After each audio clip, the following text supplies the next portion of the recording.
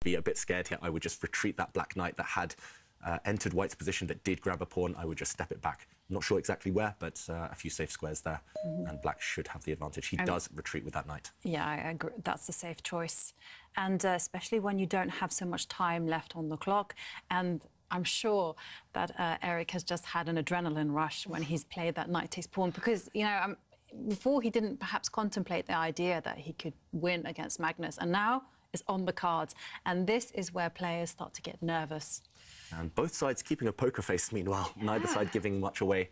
If I were Magnus, if I just lost a pawn for free, I would be, I don't know, beating myself up. I would just be shaking my head. So I was going to ask, do they see each other? That's a very good question. They can if they want to. They can have a choice. But I don't think Magnus has his camera open most of the time, has the opponent's camera open most of the time. Yeah. But is this a thing in chess where you like analyze the opponent and draw conclusions based on eye movements and things like that? Definitely. I mean, David does it all the time, right? Yeah, I'm obsessed with staring. I stare at the opponent too much. I think most of my opponents get really uncomfortable. They're like, why is he looking at me?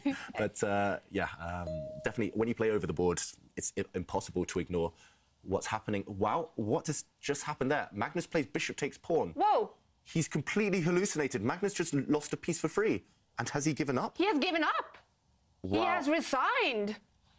That you will never see that from a world champion. Magnus just took a pawn, but now black will play bishop takes bishop, and black will be a piece up for free and win the game. So Magnus just resigns.